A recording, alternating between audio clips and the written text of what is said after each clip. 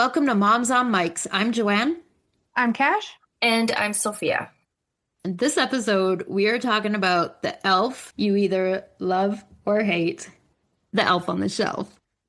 The history of the elf on the shelf begins with the Abersold family's childhood tradition, where Carol Abersold had an elf doll named Frisbee, who would move around the house reporting to Santa. In 2004, Carol and her daughters, Shonda Bell and Krista Pitts, co-wrote a book based on this tradition. And in 2005, they self-published The Elf on the Shelf, a Christmas tradition with a scout elf. The book gained popularity after actress Jennifer Gardner was seen with the book in 2007, followed by an appearance on The Today Show, leading to its expansion into a franchise. The core rules for the elf on the shelf are that children must not touch the elf or they will lose their magic. The elf does not move or speak while children are awake, and the elf moves to a new spot each night after flying to the North Pole to report on the children's behavior. Rules for the children. No touching. This is the most important rule. If a child touches the elf, its magic is lost. No talking. Scout elves do not speak to people, but they listen to everything. Rules for the parents/adult. Give your elf a name. The elf needs a name before it starts its visits. Move the elf daily. Your scout elf moves to a new spot in the house each night while the children are sleeping. Report to Santa.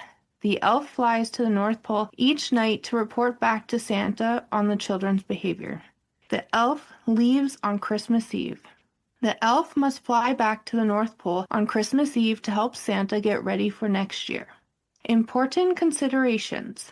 Elf arrival. There's no fixed date for your elf to appear. You can start the tradition whenever you wish, such as after Thanksgiving or when you put up your Christmas tree. Elf magic revival. If a child touches the elf by accident, a letter to Santa saying sorry or placing some cinnamon near the elf can sometimes help restore its magic. Adult intervention. In cases of family emergencies or if the elf is in a dangerous situation, like getting in a dog's way, adults can touch the elf using tongs or gloves without losing its magic. Hang on, have you guys seen the reel where the dog has the elf in its mouth? And the little girl is like, "You're a monster!" I haven't seen that one. Oh my God, it's so funny. Do you know that they actually have a app out that you can create the elf walking around your room? Oh, really? Yes, they do. So you take a picture of so I do it on my Christmas tree. Yeah. And then you map out where he walks.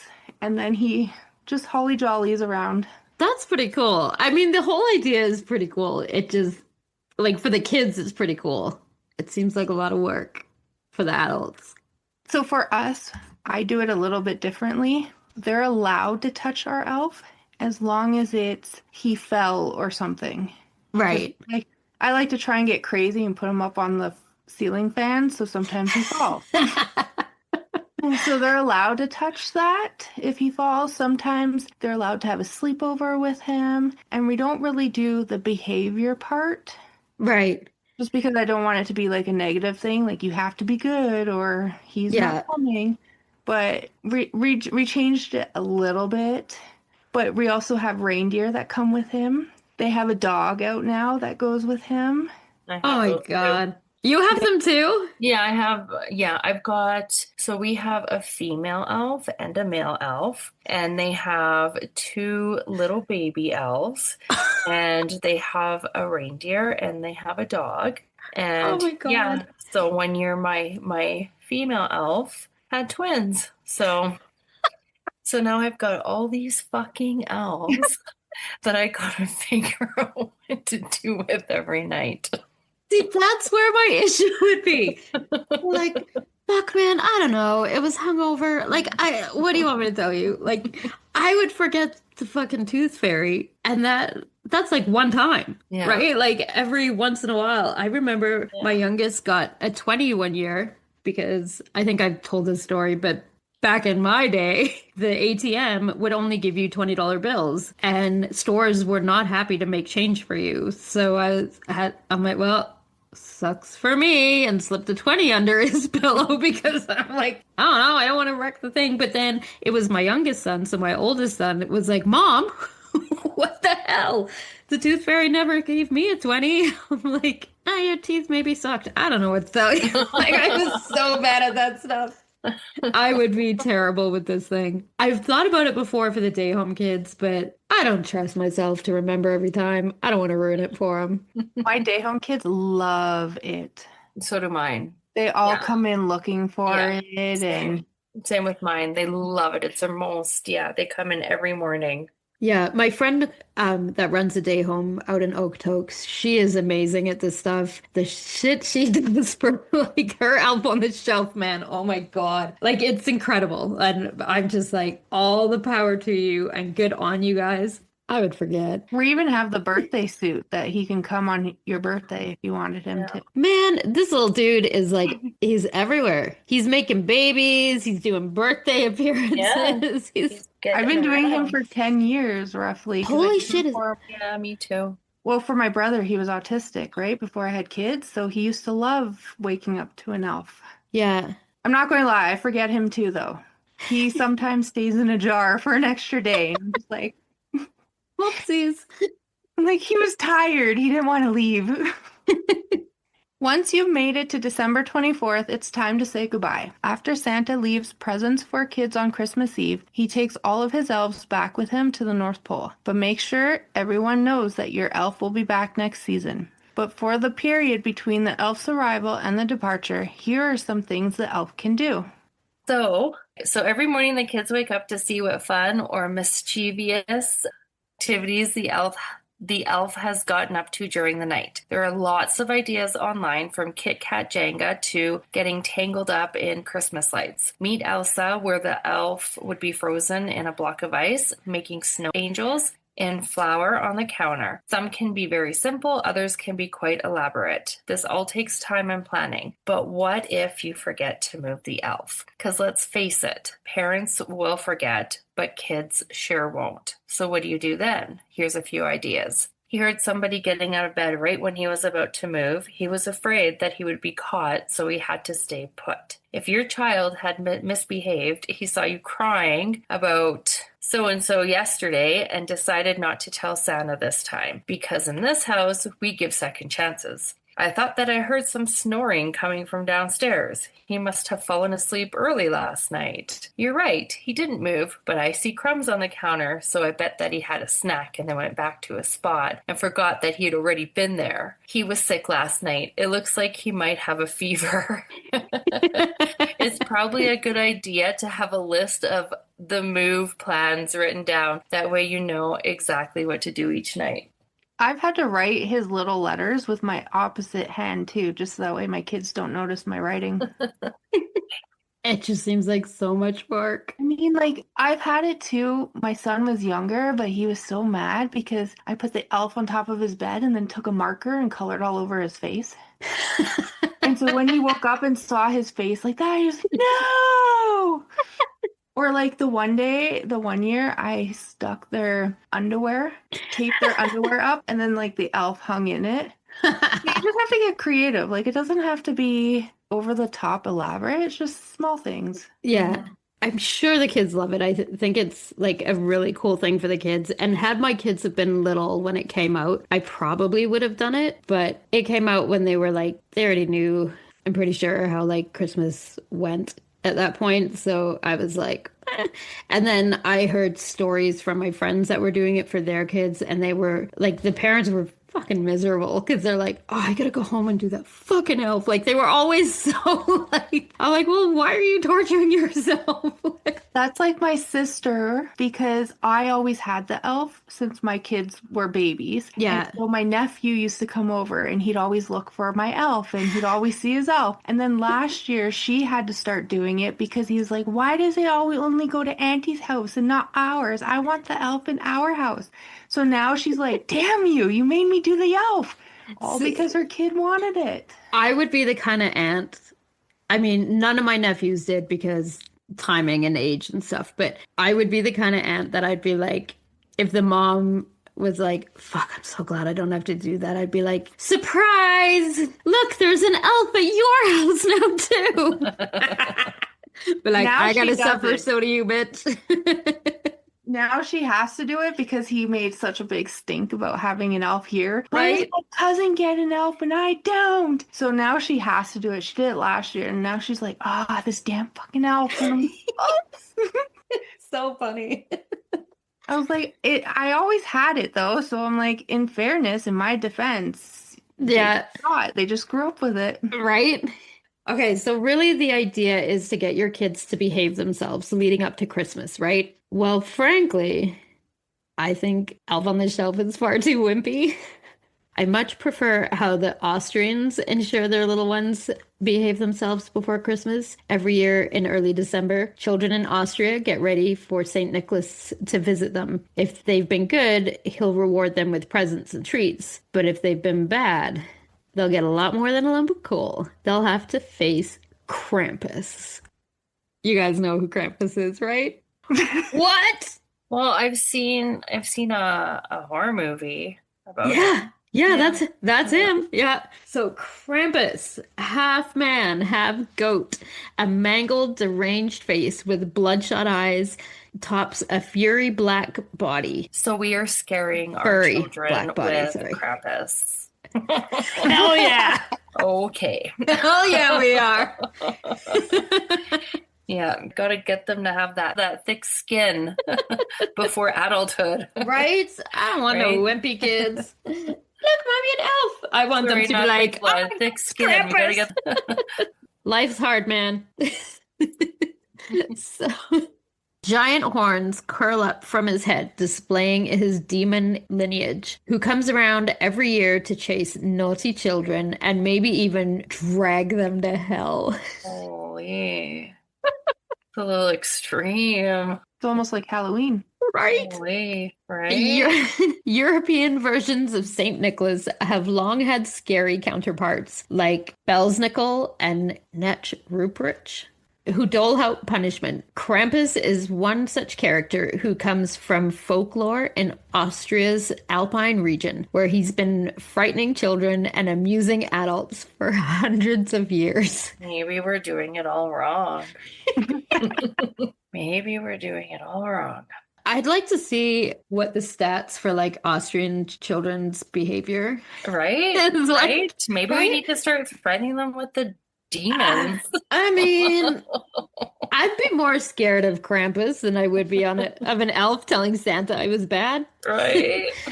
Right? I mean, you might get a lump of coal in your stocking, or you might get drugged to hell. Krampus historically comes around the night of December 5th, tagging along with St. Nicholas. He visits houses all night with his saintly pal, while St. Nick is on hand to put candy in the shoes of good kids and birch twigs in the shoes of bad. Krampus' particular speciality is punishing naughty children. Legend has it that throughout the Christmas season, misbehaved kids are beaten with birch branches or can disappear. Stuffed. I'm sorry. I'm only laughing because it's folklore. It's not real. So, but it's funny. I'm sorry. It's funny?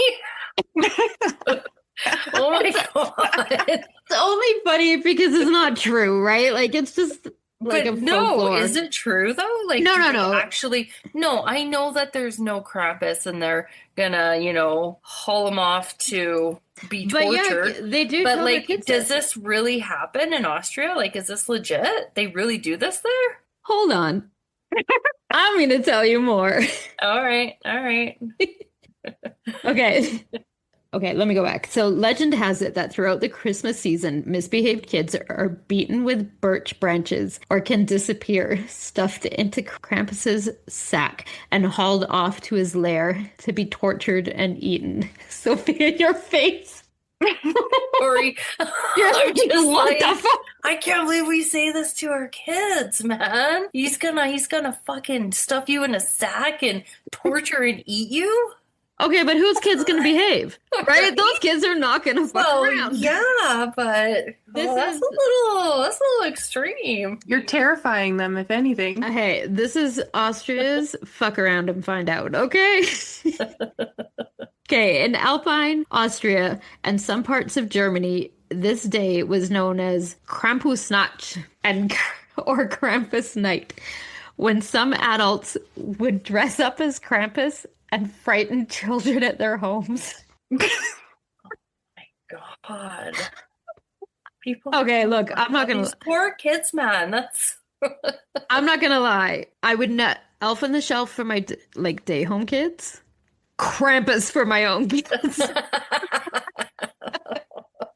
Only because it's funny. I mean, I know they're not really getting eaten. They're fine. No, but they don't know that. I know. But That's whack.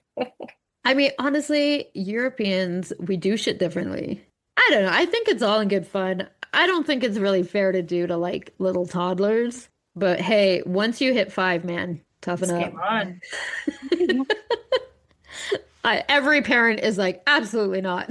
But I'm like, do the Krampus, do Krampus. Maybe, yeah. Maybe there's some really good kids out there, though, right? Well, I mean, kids in it's probably different now. Back in my day, like okay, fuck, I sound so old, but like when I moved here from England, I was like, wow, you guys are wild. Like the way other like kids here would talk to their parents Oh, or yeah. to teachers, and so Yeah. I was like, and I was a bad kid. Like even growing up in England, I was my version of bad, I guess. But I was like, wow. And then when I got here, I flourished. But I'm like, I'm with my people. But at first, it was a huge culture shock how different the like parenting is. Like people would talk to their parents, like, and I mean, they're way worse now than, like way back when, how they would talk to their parents. But like, some of my friends would talk to their parents, and I'm like, oh, you're getting Yeah. beat. And the Yeah. parents would just be like, don't talk to me like that. I'm like, what?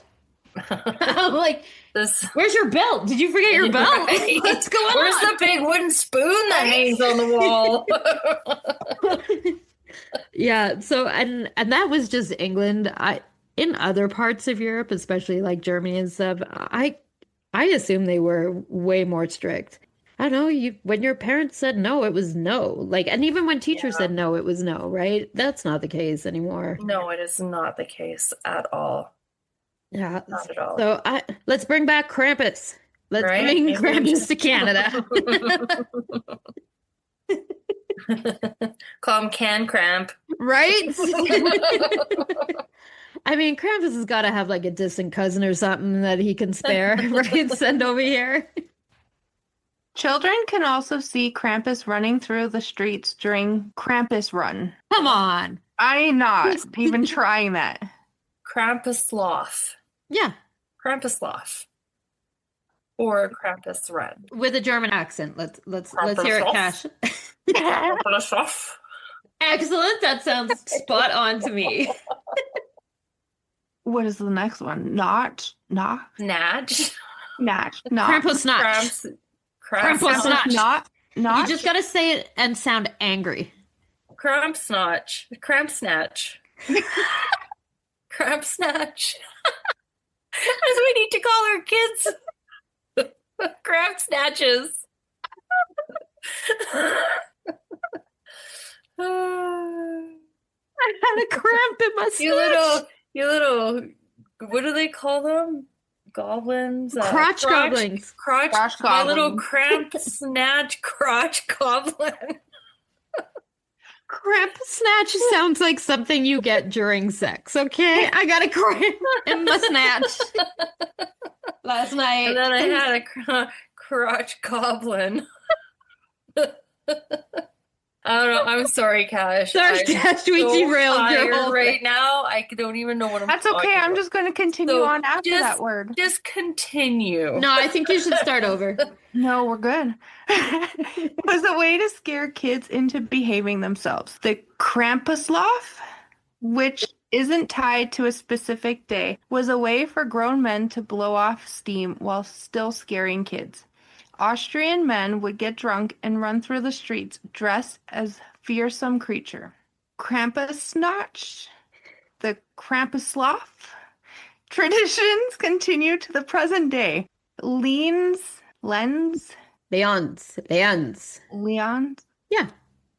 Hang on. We just breezed over the fact that grown-ass men are dressing up as Krampus, getting drunk, and running through the streets. And it's completely acceptable. It sounds incredible. This is now on my bucket list of vacation spots. I would like to head to Austria in December, and I'll spend the whole damn month there if I need to prepare for this to happen. Like, come on. In Spain, they run with the bulls. In Austria, they run with the Krampus. I think it sounds amazing. Lien's annual Krampus parade resurrects a centuries-old tradition. Young men in town dress up as the mythical creature and parade through the streets in an ancient pagan ritual meant to disperse winter's ghosts. They march dressed in fur suits and carved wooden masks carrying cowbells. The tradition, also known as the Krampslauf or Krampus Run, is having a resurgence throughout Austria, Germany, and Slovenia, Hungary, and the Czech Republic, and has gained recognition in the United States. In fact, Krampus' roots have nothing to do with Christmas. Instead, they date back to pre-Germanic paganism in the region. His name originates with the German Krampen, which means claw, and tradition has it that he is the son of the Norse god of the underworld. Hel? Yeah, well, that's one of those. During the 12th century, the Catholic Church attempted to banish Krampus celebrations because of the resemblance to the devil. More eradications attempts followed in 1934 at the hands of Austria's conservative Christian Social Party, but none of it held, and Krampus emerged as much feared and beloved holiday force. I love how we went from like an elf to this guy. Well, okay, so here's the thing. So I was like, Elf on the Shelf. I'm like, oh, that's cute. I'm like, well, I wonder what they do in other countries. This is the shit that came up. I was like, they got it right. Just wait, there's worse. But this one is my favorite.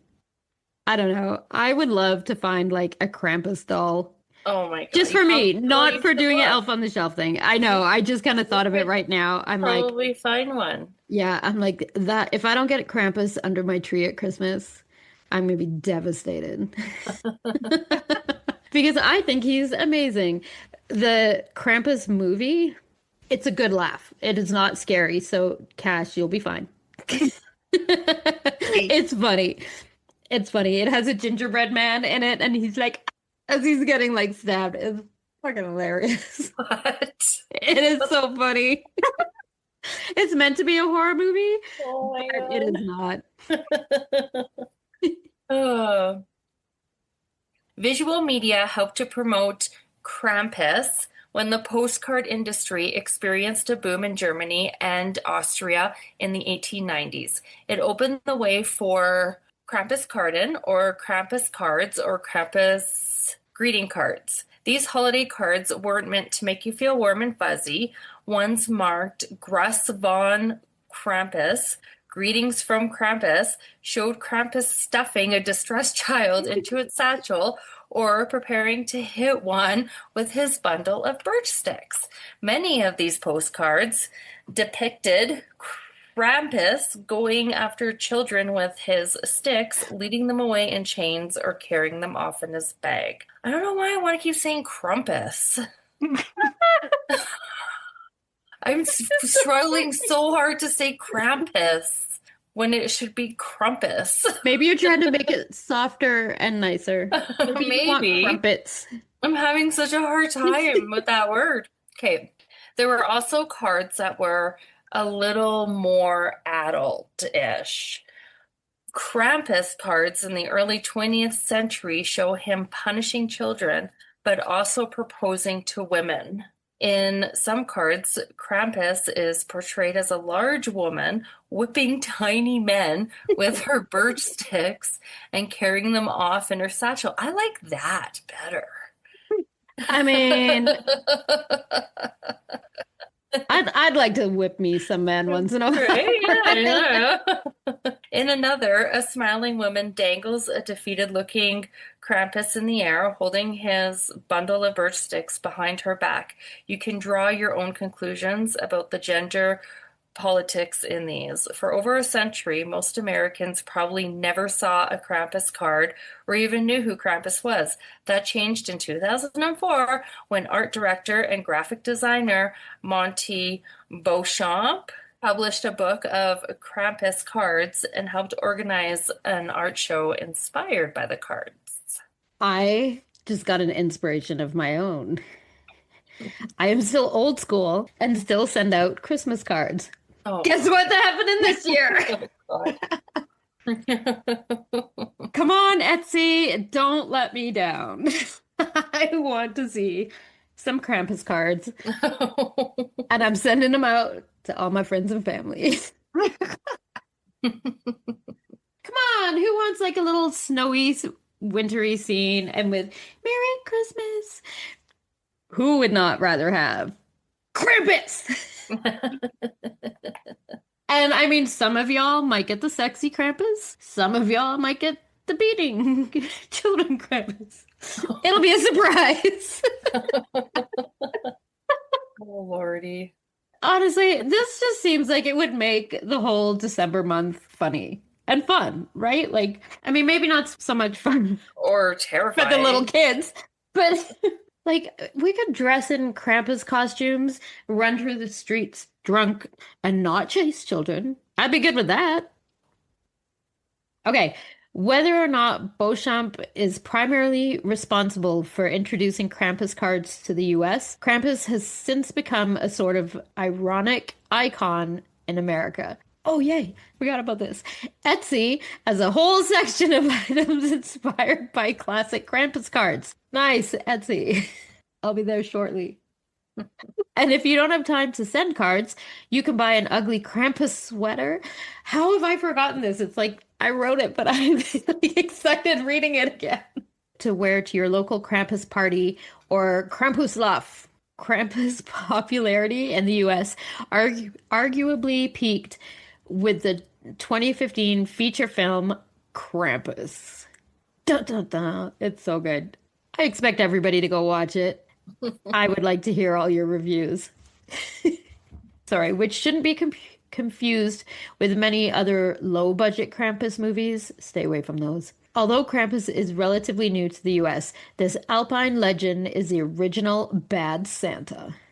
For some, the annual festival of child hunting, Krampus is fun, but concerns that refugees in the Alpine towns that celebrate Krampus could find the tradition frightful has prompted some towns to consider taming the horror. This year's Krampus' scheduled arrival in the Alpine towns that celebrate him coincides with an influx of refugees from Syria and Afghanistan.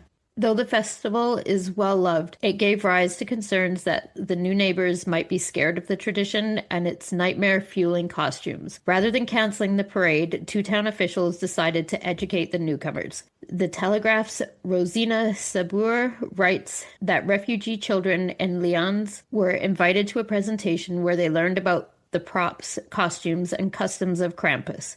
Sagir's likes the idea of introducing Krampus to refugees in Austria. I think it's wonderful that they want to get the refugees used to this sort of thing, he says. You can't force people to adopt cultural traditions of which they have no basis or point of reference. Okay, so I'm going to say I actually applaud them for doing this.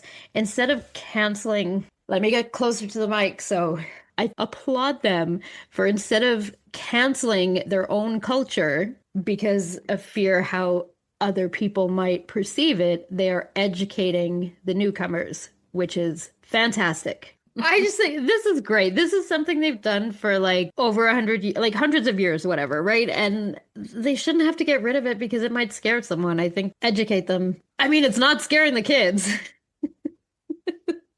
So the grown-ups should be fine. In France and other French-speaking regions, they have their own legendary character in Christmas folklore, Pierre Fouettard. When children saw his silhouette from afar, they were already terrified. Fortunately for good children, St. Nicholas was never far away. He is often portrayed as the companion or evil counterpart of St. Nicholas, the patron saint of children. While St. Nicholas rewards well-behaved children by bringing them presents, Pierre Fouettard punishes disobedient or naughty children. He is the boogeyman of childhood nightmares, the presence of good and evil acting in the same place. Pierre Fouettard appeared in the towns and villages of Lorraine alongside St. Nicholas on the 6th of December, while he distributed sweets and gifts to well-behaved children. His entrance into schools and homes have terrified generations of little Lorraine children. Imagine the scene. Pierre Fouettard's job was to administer blows of the martinet or whip to disobedient or lazy children, the most defiant and uncooperative. Those who didn't want to recite their prayers even risked being carried away by the fearsome bearded man in his big sack or hood. The terrifying figure is responsible for intimidating the children by threatening them with punishment if they don't behave properly. In some regions, he could be generous. He would give naughty children coal, onions, peppers, beetroot, everything the children hate. I mean, I take that as a treat. right? I love beetroot and I used to eat onions like apples. So, I and still peppers are do. delicious. Yeah. So that doesn't seem that bad. And dude's got a hood on. This, France, you need to take some notes from Austria. All right. Far from being discreet, this terrifying character loves noise. So his entrance on stage during the St. Nicholas procession doesn't go unnoticed. The sound of chains, whips crackling, bells ringing, boots or hoofs scraping the ground. The boldest spectators sometimes dare to raise their voices to boo him as he passes. But where does he come from? Two legends claim to explain the origin of Pierre Fouettard in Lorraine. The three little gleaners are three little children who became lost in the forest, found hospitality in the house of a wicked butcher. Once asleep, the butcher cut them into little cubes and put them in the sea salt cellar. Years later, St. Nicholas visited the butcher and made him confess to his despicable act. Since then, the butcher has been obliged to assist St. Nicholas on his rounds and has become the boogeyman we know.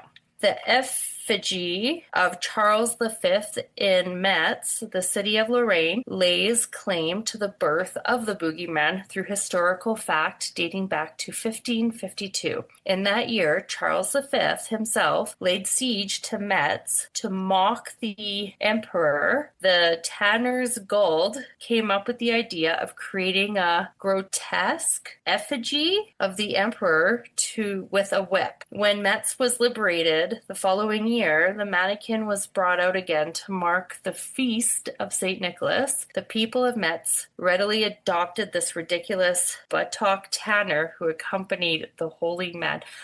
Okay, so Pierre Fouettard is generally described as a dark and sinister man dressed in rags and carrying a whip or rod. He is dressed in an oversized black coat and wears clogs or big black boots. He should stick with the big black boots. The clogs, not so scary. Just saying. If you want some fashion advice, just go with the boot.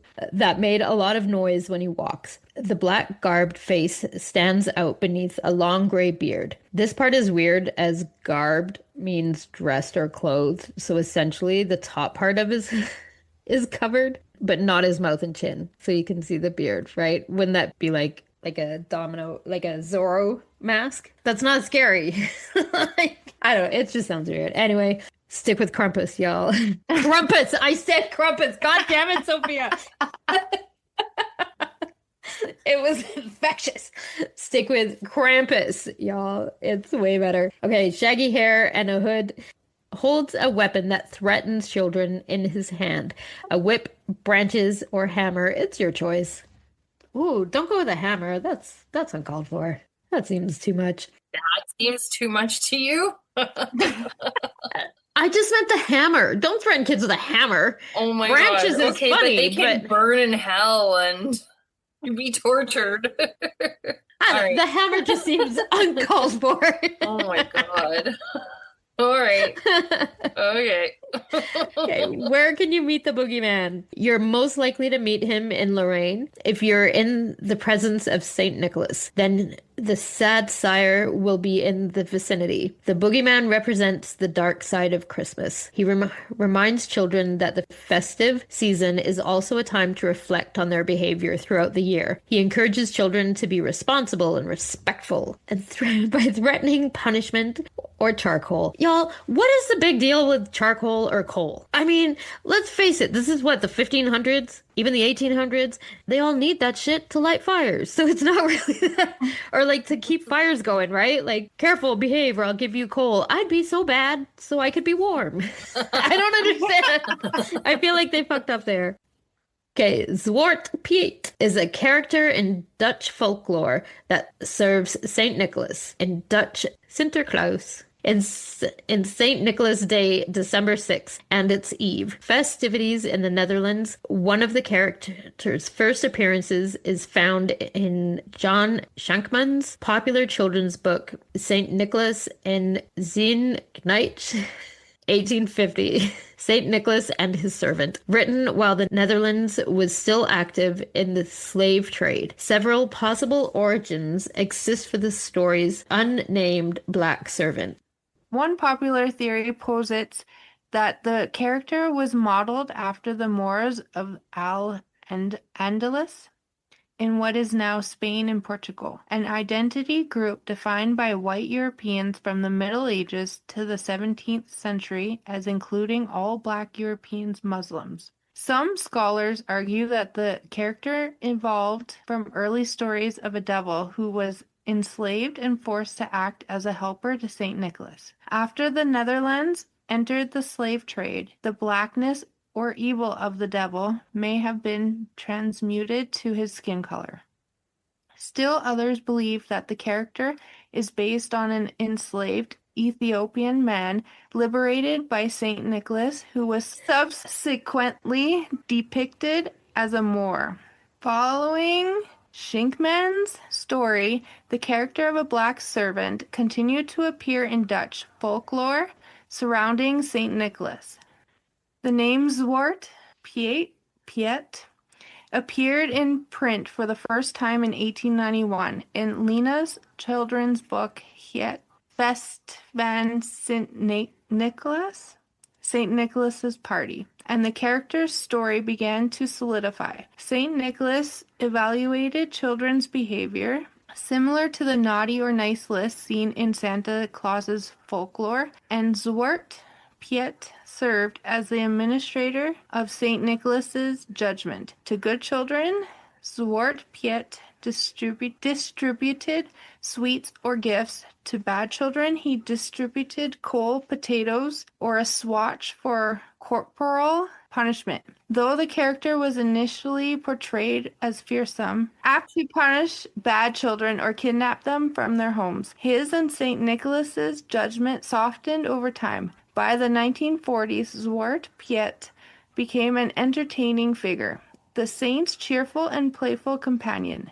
In some St. Nicholas Day celebrations, not one, but many Zwart Piets attend St. Nicholas and entertain Dutch crowds.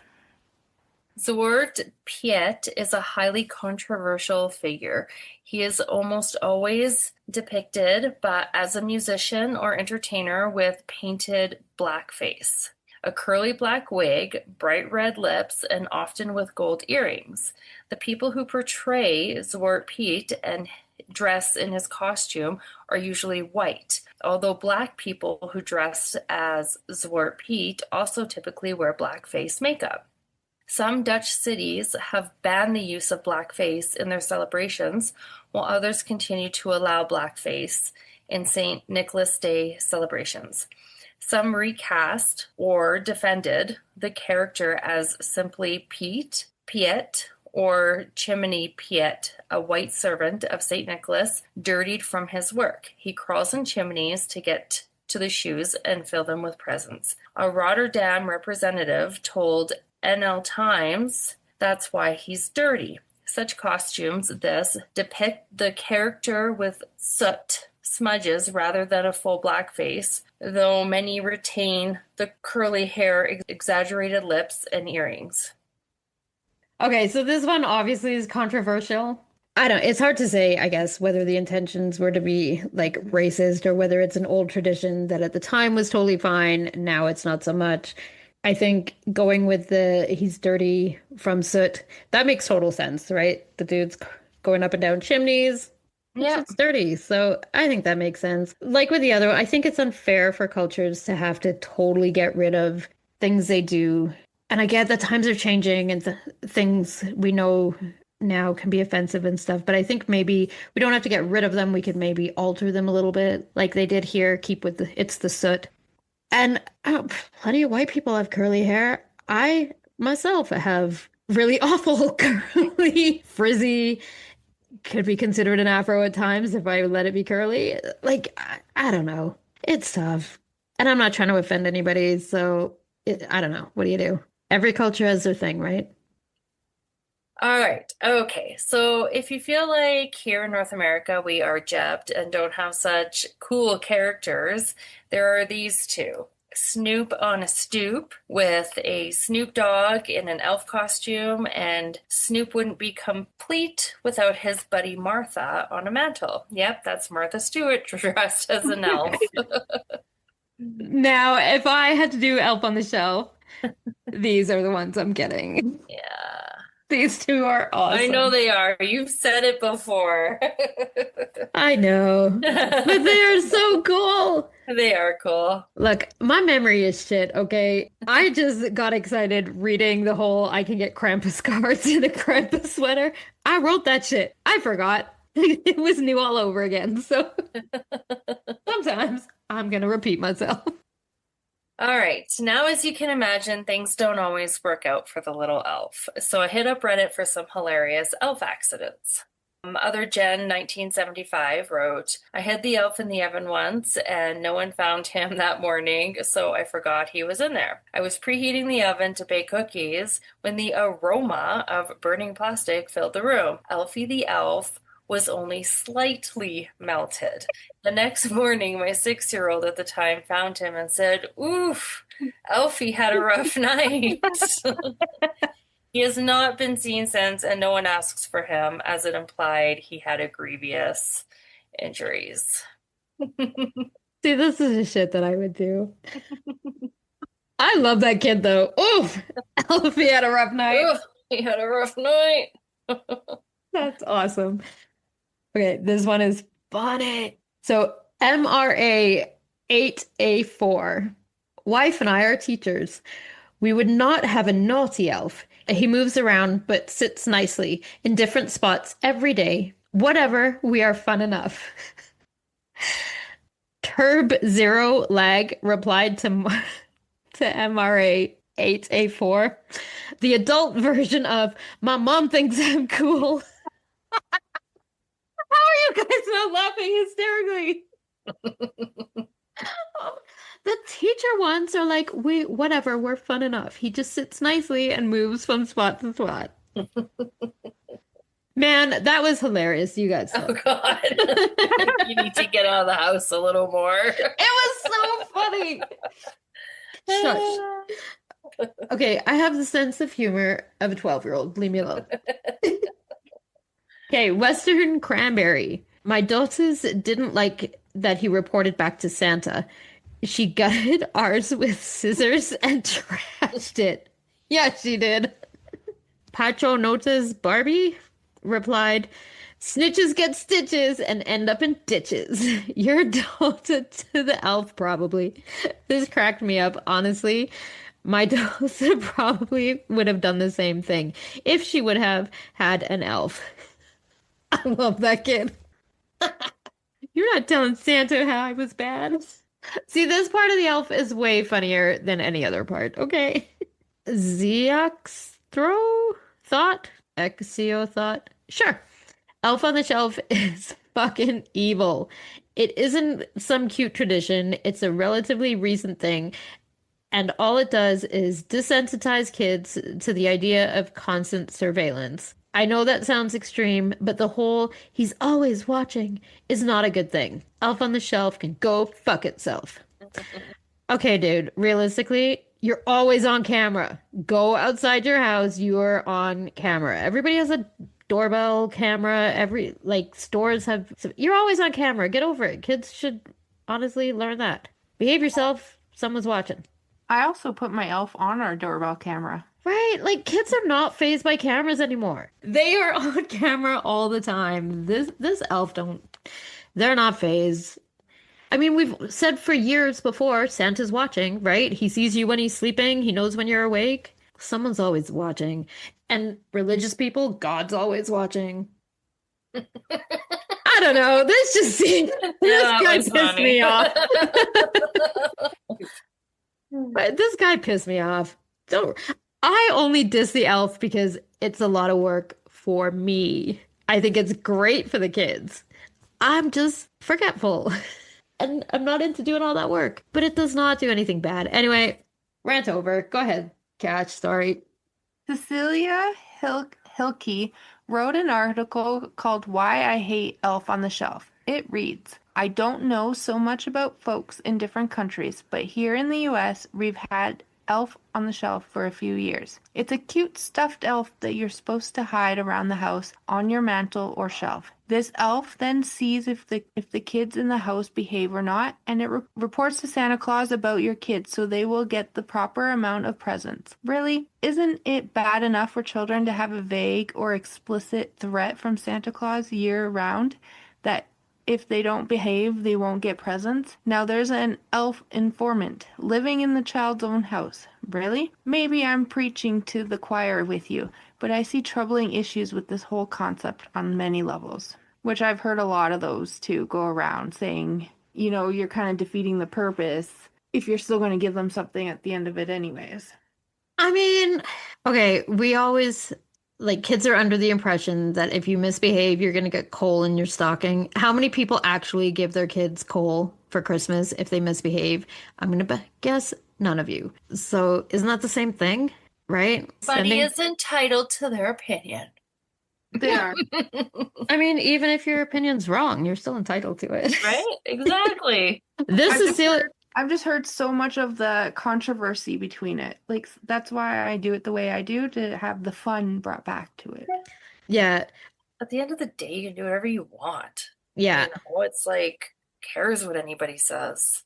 And maybe Cecilia Hilke take a trip to Austria. Right? Maybe she needs a little Krampus in her. Right? I don't know. People are way too sensitive with this shit. Like, I used to tell my kids, if you don't behave, you're not getting any presents. I mean, they were fine. Relax, people. When your kids misbehave, it's okay to tell them they misbehaved. Just saying. Have you seen the reels of the dads? It's usually a dad, and he like tosses Christmas presents into a fireplace. Nope. And the kids are screaming and they're like, no, we'll behave. And he's like, well, too late. And obviously it's empty boxes that are wrapped up like before anyone freaks out. It's funny. Sure, the kids were probably affected. I'm not going to say traumatized. They were not traumatized, whatever. They were upset for 5 minutes and they probably behaved themselves and moved on. And they probably got gifts on Christmas morning. Like, so Celia Brake states 3 reasons why we should also hate Elf on the Shelf. Number 1, Elf on the Shelf encourages children to be deceitful. The first problem I have with Elf on the Shelf is that it promotes sneakiness in children. I've heard stories of thoughtful children putting the elf in a box, turning him around, or covering up covering them up so he can't see them, rather than inspiring good behavior. Elf on the Shelf inspires, how can I still do what I want and get away with it? Don't misunderstand me here. I don't think children need to be perfect all the time, but I certainly don't want to create situations where children think they're getting away with something.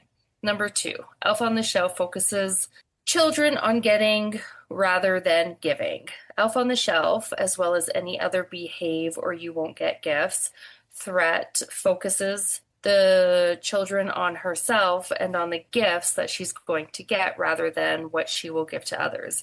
Most parents want their children during the holidays and the rest of the year to be focused on giving to others, providing for the less fortunate, and imagining what others might like to receive. These cognitive tasks are already a developmental stretch for your children. So if you scare a child into thinking, I might not get any Christmas gifts, then you make it less likely that the child will be able to think about giving and being generous to others.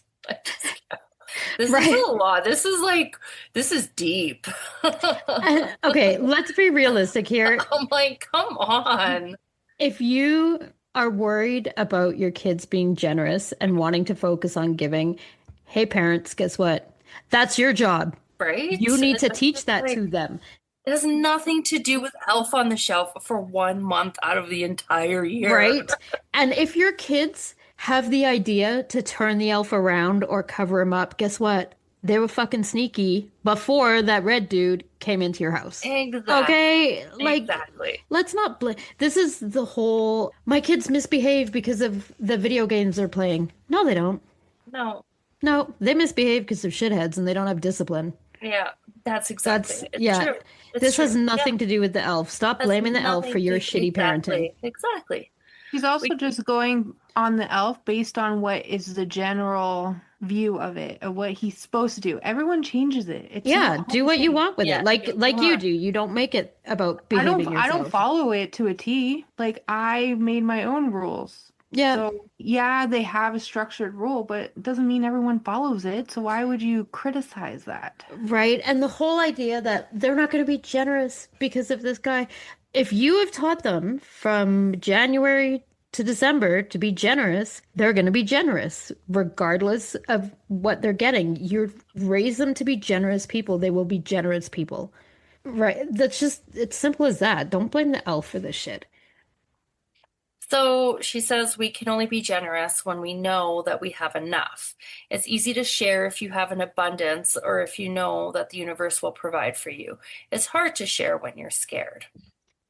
Number 3, it's such bullshit. It's such an adult mindset. This lady is thinking from her adult mindset. Kids don't think that way. Kids think, I don't know. This lady pissed me off. Number 3, Elf on the Shelf decrease children's motivation. Elf on the Shelf undermines a child's natural motivation to try hard and do her best.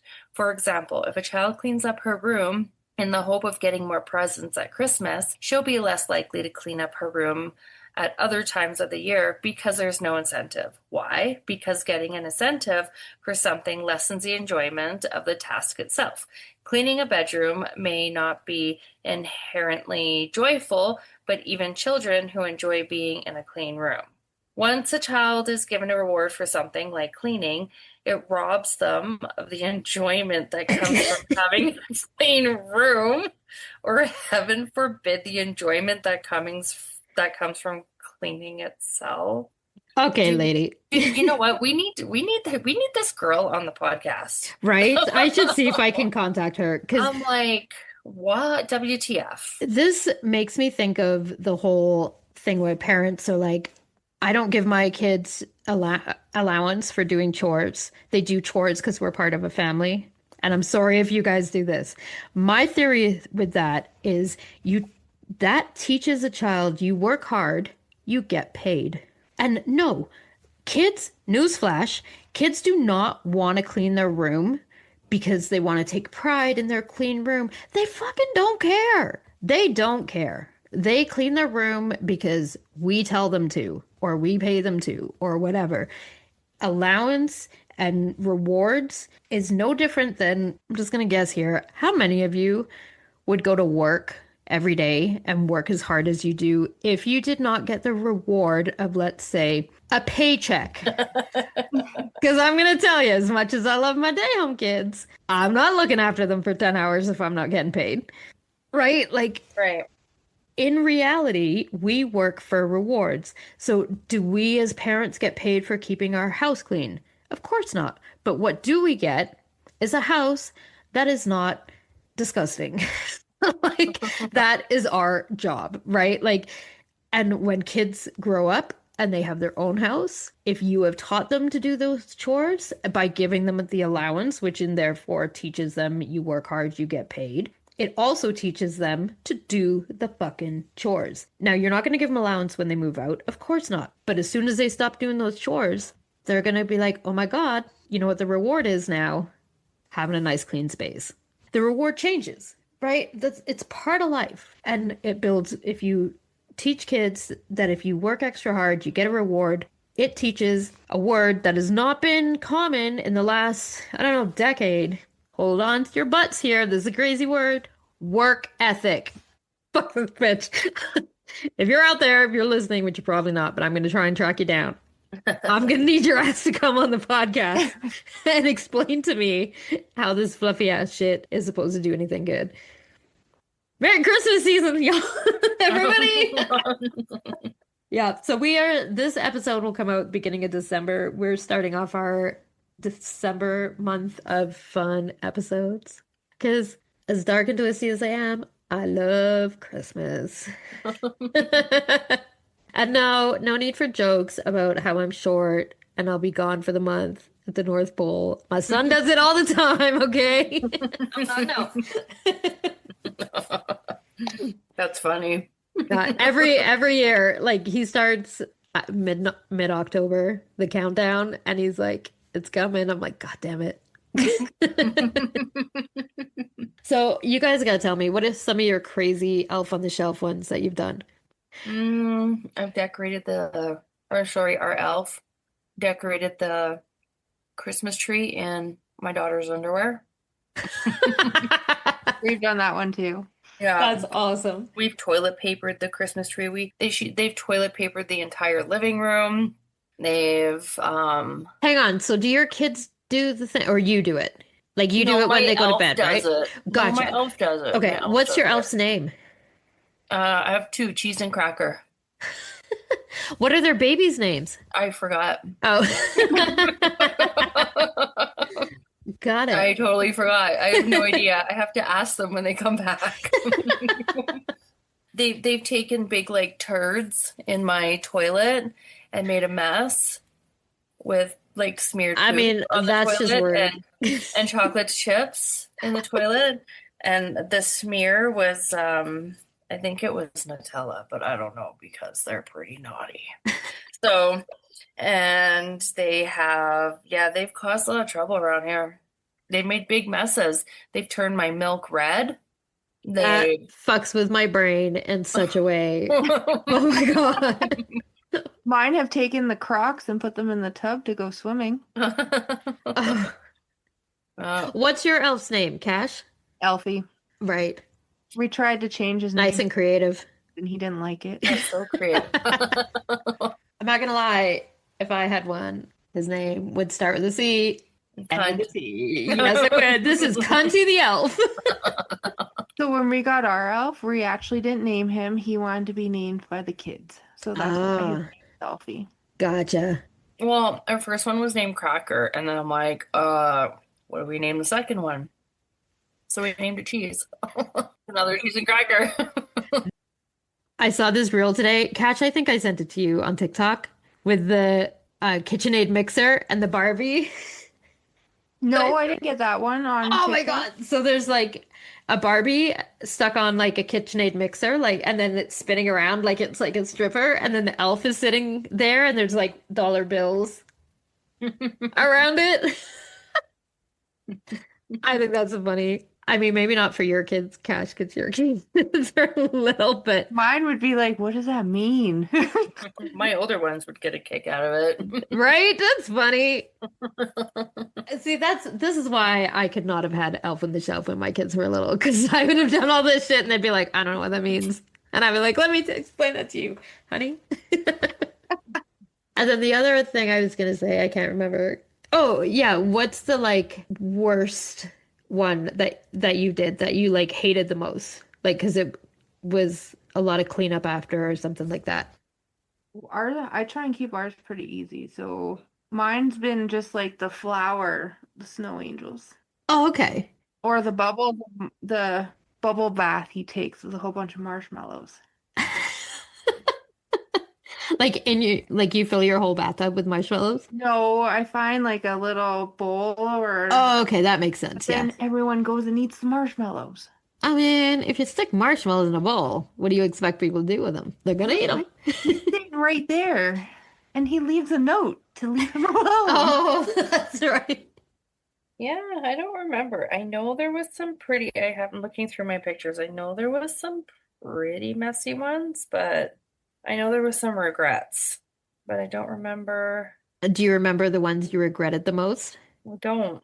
I don't. Man, I was hoping for some great stories. I need more time to prepare for this. Okay,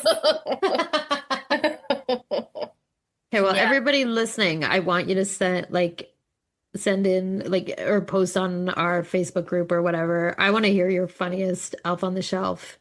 The funniest, the ones you regret the most, the messiest one. Yeah. Any that terrified your kid by accident, you didn't mean to. Or you meant to. No judgment here. So that's it for Moms on Mics this week. Don't forget to follow us on Instagram at Moms on Mics Podcast, on TikTok at Moms on Mics, and join our Facebook group, Moms on Mics. If anyone has any topics you would like us to cover, or if you have any questions or suggestions, you can email us at momsonmics@gmail.com or submit through our website, momsonmics.com. We would also appreciate it if you could rate and review us on whatever platform you're listening on. It really helps the podcast move up on their charts so it gets more exposure. I hope you join us again next week. Goodbye. Bye. Bye.